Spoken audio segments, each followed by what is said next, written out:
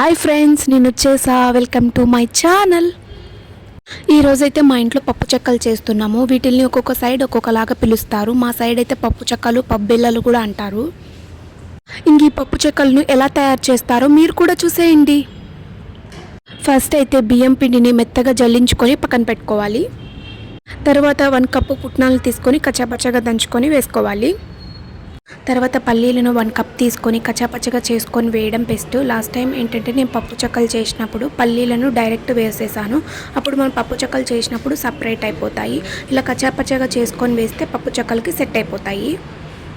5 ఎండుమిర్చిని తీసుకొని నూరుకొని వేసుకోవాలి. ఇంకా మనం నానబెట్టుకున్న 1 కప్పు శనగపప్పు, 1 కప్పు పెసరపప్పు తీసుకోవాలి.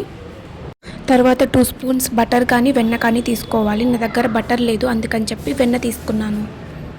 ఇంకా రుచికి సరిపోయినంత ఉప్పు, కారం తీసుకొని వీటన్నిటిని కలుపుకోవాలి.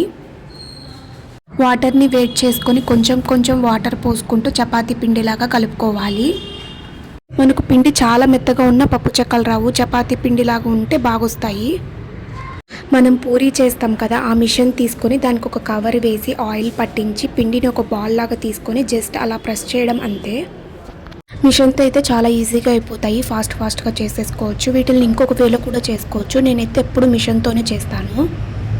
ఇంక ఇవన్నీ ఇలా చేసుకొని ఒక ప్లేట్లో పక్కన పెట్టుకోవాలి. తర్వాత మనం ప్యాన్ తీసుకొని ఆయిల్ బాగా హీట్ చేసుకొని మనం ఆల్రెడీ చేసి పెట్టుకున్నాం కదా పప్పు చెక్కల్ని, వాటిని ఆయిల్లో వేయాలి.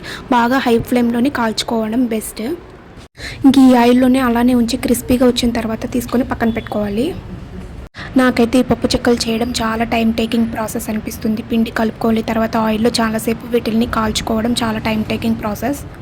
నేను ఆల్రెడీ 2 టైమ్స్ చేశాను. అప్పుడైతే అంత బాగా రాలేదు, ఇంకా చేయకూడదని ఫిక్స్ అయ్యాను. బట్ ట్రై చేద్దామని చేశాను. ఈసారి అయితే చాలా బాగా వచ్చాయి.